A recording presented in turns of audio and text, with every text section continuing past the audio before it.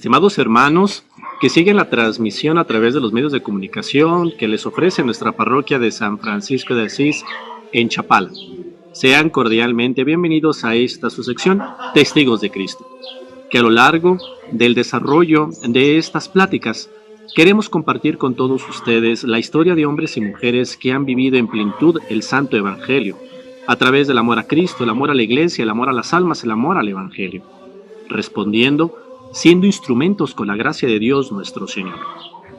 Hermanos, estamos iniciando el mes de mayo, mes dedicado a nuestra Santísima Madre, la Madre del verdadero Dios por quien se vive, como muy bien define la Virgen de Guadalupe en su revelación a San Juan Diego. Pero, queridos hermanos, yo les pregunto, ¿de dónde viene nuestro amor a la Santísima Virgen María? ¿Por qué reconocemos nosotros los católicos en María Santísima que es la Madre de Dios? ¿Por qué le damos este título, el más grande que ella tiene, el ser la Madre de Dios? Porque nosotros veneramos como primer dogma, es decir, como primera verdad de fe, en María Santísima el ser la Madre de Dios. Aquí es donde vamos a entrar en relación con la vida también de un gran santo, San Cirilo de Alejandría, que gracias a él, junto con otros padres de la Iglesia, lograron desarrollar y pudieron confirmar en el pueblo cristiano esta devoción, este respeto y sobre todo esta defensa del título de la Madre de Dios.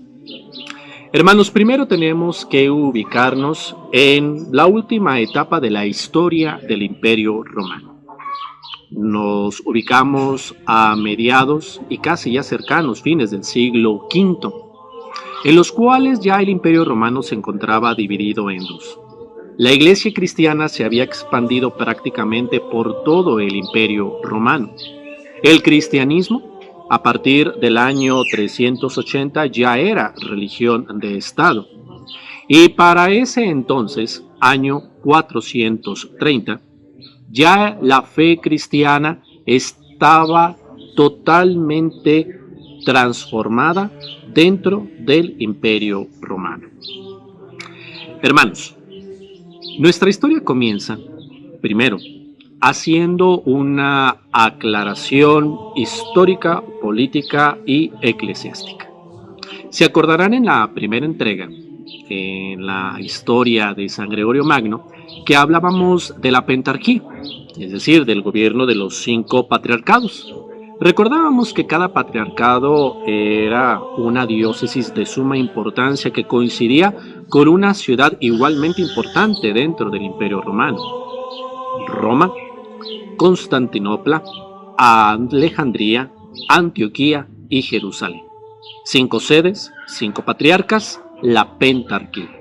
Y prácticamente cada una de estas áreas de fundamental importancia englobaba a su vez obispados, conventos, monasterios y al mismo tiempo escuelas e interpretaciones teológicas y bíblicas, la manera en cómo cada una de ellas trataba de explicar la fe católica. Hermanos, para este entonces ya se había desarrollado dentro de la pentarquía 2 bandos. Por un lado, lo que se refiere en Constantinopla, como capital del Imperio Romano de Oriente, y por el otro lado, la ciudad de Alejandría. En ambas se habían desarrollado 2 escuelas teológicas, 2 maneras en las cuales se trataba de explicar la fe. En Alejandría, la escuela alejandrina trataba de explicar el misterio de Cristo, pero enfatizando mucho su divinidad. Recordemos que ahí, siglos antes, se había desarrollado el arrianismo, que negaba, una herejía que negaba la divinidad de Cristo. Y por lo tanto, los teólogos de Alejandría se dedicaron a profundizar en el misterio de la divinidad de Cristo. Por otro lado, tenemos en Constantinopla, ya siendo heredera de la escuela teológica de Antioquía. En Antioquía se había desarrollado esta misma escuela, pero haciendo énfasis en un cierto racionalismo, haciendo énfasis sobre todo en la humanidad de Cristo, para evitar que se confundieran ambas naturalezas, la naturaleza divina y la naturaleza humana en Cristo. Cada una de ellas luchaba por interpretar el misterio de la fe, que desgraciadamente cuando se llegan a puntos en los cuales se fanatizaban o quedaban siendo demasiado radicales, se cerraban al diálogo y obviamente llegaban a situaciones más delicadas. Hermanos, al mismo tiempo que asistimos a esta diferencia de interpretación teológica de ambas escuelas, la escuela alejandrina, la escuela antioquena, que encuentra su reflejo en Constantinopla, encontramos también diferencias políticas, puesto que Constantinopla ostenta la capital del imperio y Alejandría comenzaba a ser desplazada en ese orden de importancia. Por lo tanto, también Alejandría luchaba por tener una participación importante dentro de la vida del imperio. Hermanos, los obispos de ambas sedes, de Constantinopla y de Alejandría, anteriormente habían entrado en situación de conflicto. De hecho, aquí entramos en la historia de otro gran santo, San Juan Crisóstomo. San Juan Crisóstomo venía del presbiterio de Antioquía, por lo tanto, educado en la escuela antioquena. Y él, por su fama de santidad, por su fama de elocuencia, por su fama de maestro, fue llamado a ocupar la sede de Constantinopla, ser patriarca de la capital del imperio. Pero al mismo tiempo encontró rivalidad y celos en la figura de Teófilo, el obispo de Alejandría. Tan es así que, derivado de situaciones y conflictos intraeclesiales, Teófilo de Alejandría logra desterrar, derrocar al patriarca Juan, que será conocido después como San Juan Crisóstomo. Hermanos, curiosamente, del santo que estamos hablando, San Cirilo de Alejandría, es ni más ni menos que sobrino de Teófilo, y él hereda de su tío el patriarcado de Alejandría. Hermanos, por lo tanto, tenemos una situación que ya se estaba preparando el contexto para un futuro conflicto. Y efectivamente, sucedió. Nos ubicamos en el año 428, cuando es nombrado patriarca de Constantinopla Nestorio. Nestorio era un monje, después obispo, que se distinguió también por su vida de santidad, por su vida de piedad y también por su elocuencia. Era un gran predicador. Pero él también, como buen teólogo, comenzó a enfatizar demasiado, recordemos que viene de la escuela de Antioquía, enfatizar en sus predicaciones en la Catedral de los Apóstoles en Constantinopla, a predicar haciendo énfasis en la humanidad de Cristo. Y en esto colocó en relación en María. Hermanos, en aquel tiempo, el pueblo cristiano reconocía en María un título. Se menciona en griego, puesto que la lengua griega era la lengua oficial del imperio. Se le llamaba Theotokos, es decir, la Madre de Dios.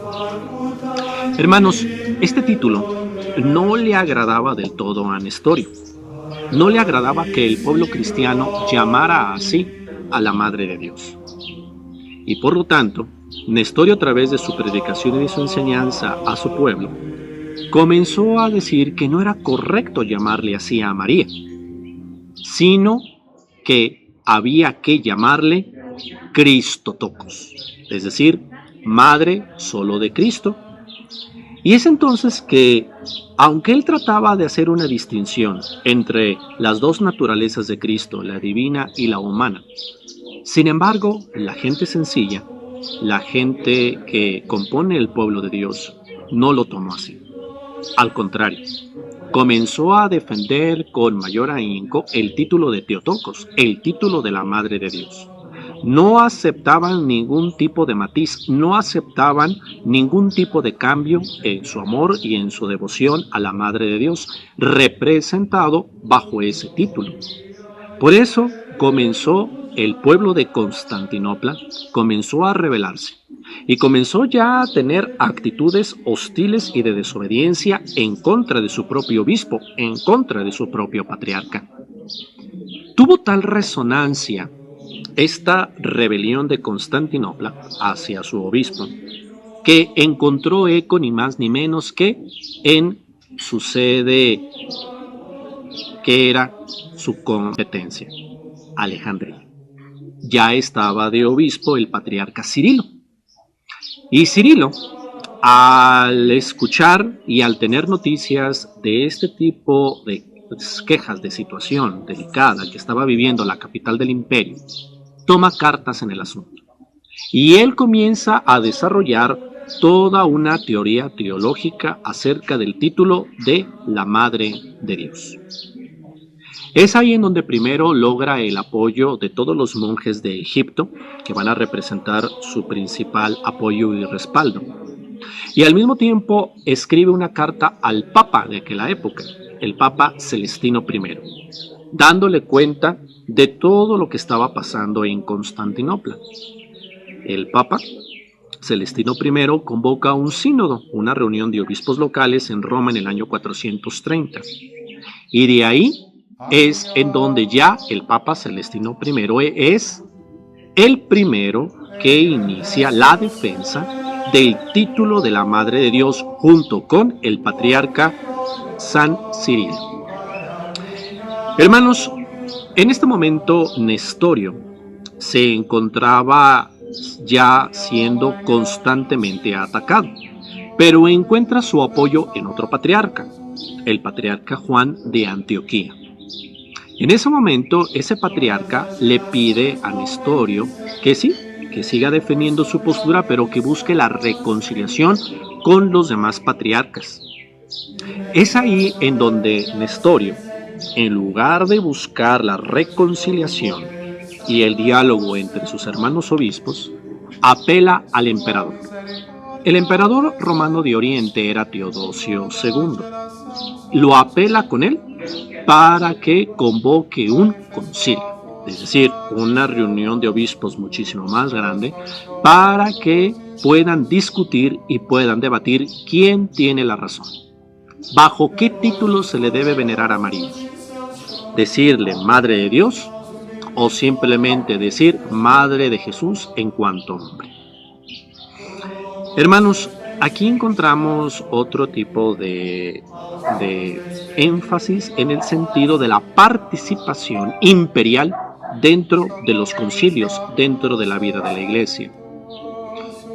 Sería vano el tratar de buscar una distinción entre la Iglesia y el Estado, porque recordemos que de acuerdo a los cánones de la época, cualquier tipo de conflicto religioso significaba una situación delicada de orden y de principio dentro del imperio. Por eso los emperadores tenían que intervenir en las discusiones teológicas, puesto que las diferencias, las separaciones, los cismas, las herejías, tenían consecuencias nefastas tanto en la política como en la economía del imperio. Por eso tenían que poner orden en esa situación.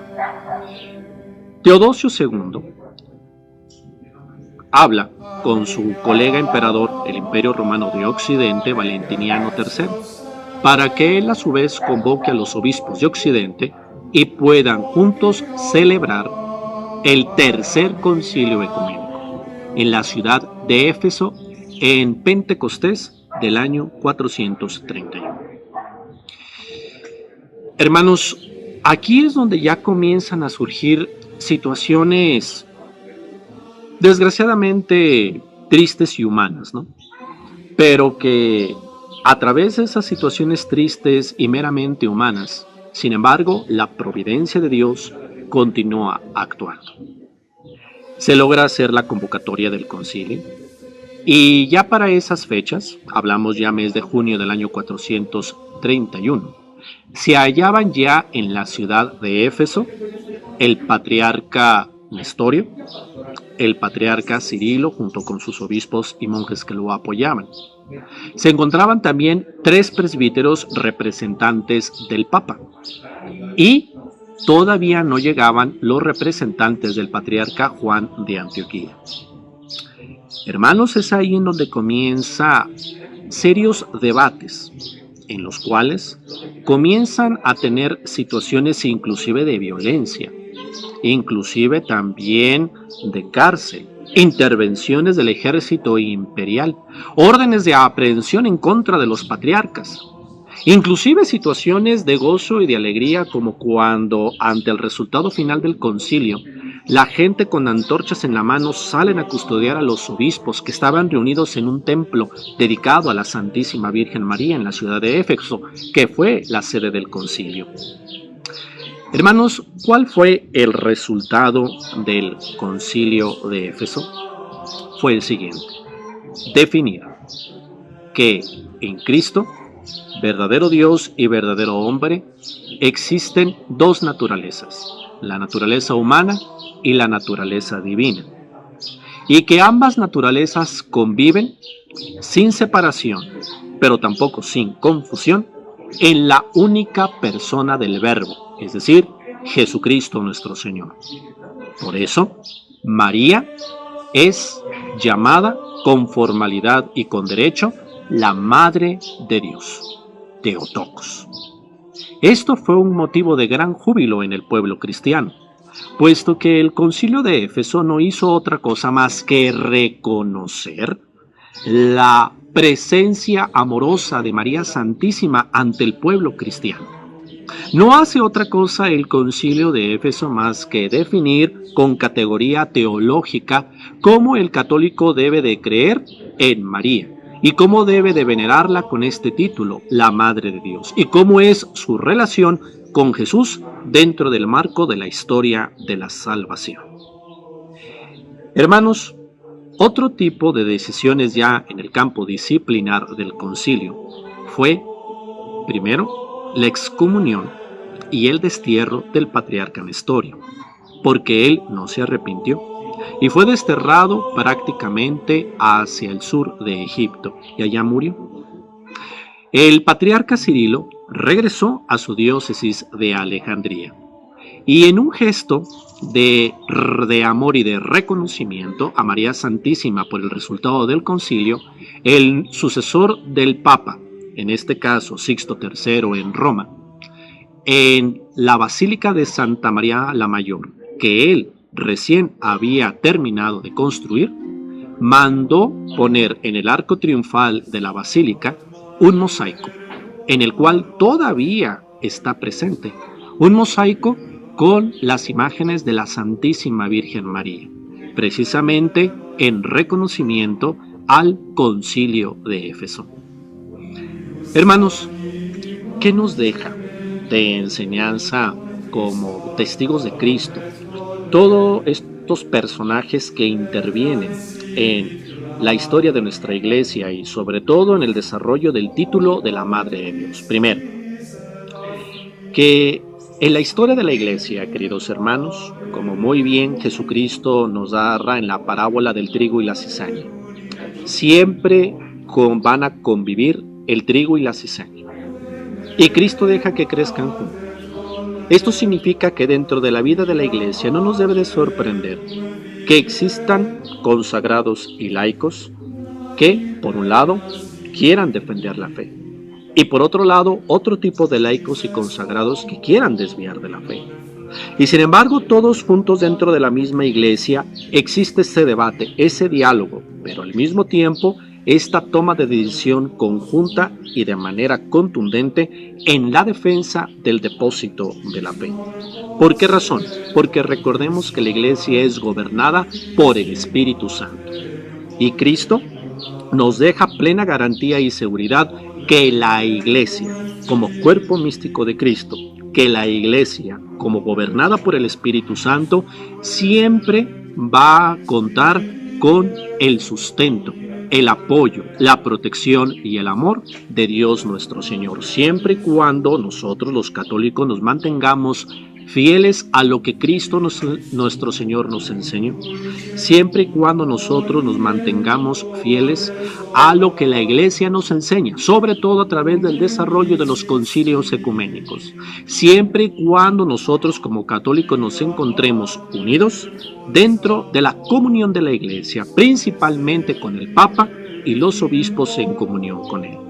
¿Por qué creen que San Cirilo de Alejandría, aparte de encomendarse a la Santísima Virgen María, Madre de Dios, apela y encuentra su apoyo en el Papa? Porque claramente Cirilo, a pesar de las circunstancias difíciles que él vivió, claramente reconoce en el Patriarca de Roma el primero de entre todos ellos, porque él es el sucesor del apóstol San Pedro. Él, a pesar de ser patriarca de la tercera ciudad en importancia del imperio, sin embargo, él reconoce la primacía y la importancia del obispo de la ciudad de Roma. Y tampoco se deja vencer, inclusive por las intervenciones políticas del emperador. Y por otro lado, queridos hermanos, también nos encontramos en la defensa de la fe, y para ello se necesita el estudio. Por lo tanto, hermanos en Cristo, el ejemplo que nos deja también San Cirilo de Alejandría es el estudiar nuestra fe. En estos tiempos de cuarentena, aprovecha todos estos medios que tu parroquia te ofrece, a través de las reflexiones, a través de las homilías, a través de las experiencias que los sacerdotes les compartimos con todos ustedes, para aprender juntos, para reflexionar juntos, para que juntos sigamos creciendo en la inteligencia de la fe. Y tú, por tu parte, junto con tu familia o a nivel individual, saber estudiar la Biblia, estudiar el catecismo de la Iglesia Católica, estudiar la vida de los santos, aprovechar cultivar tu inteligencia con la fuerza viva del Espíritu Santo, para que una vez terminada esta cuarentena y regresas a tus actividades cotidianas, puedas enriquecer todos los aspectos de tu vida gracias a la riqueza que solamente la fe cristiana te puede brindar.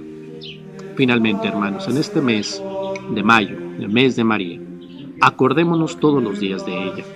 Acordémonos que ella es la Madre de Dios. Tú ya sabes por qué veneras a María con este título. Ahora te toca a ti como hijo poner por obra todo lo que Cristo nuestro Señor te enseña a ti a través de María. Recuerda la exhortación que María nos hace en las bodas de Caná. Hagan lo que Él os diga. Si tú quieres ser un verdadero hijo de María, aprende siempre a obedecer y a seguir las palabras de su Hijo Jesús. Les invito, antes de dar la bendición, a consagrarnos a nuestra Santísima Madre. Oh Señora mía, oh Madre mía, yo me ofrezco enteramente a vos, y en prueba de mi filial afecto os consagro en este día y para siempre mis ojos, mis oídos, mi lengua, mi corazón. En una palabra todo mi ser, ya que soy todo vuestro, Madre de bondad, guardadme, defendedme como cosa y posesión vuestra. Amén. Dulce Madre, no te alejes, tu vista de mí no apartes, ven conmigo a todas partes y solo nunca me dejes.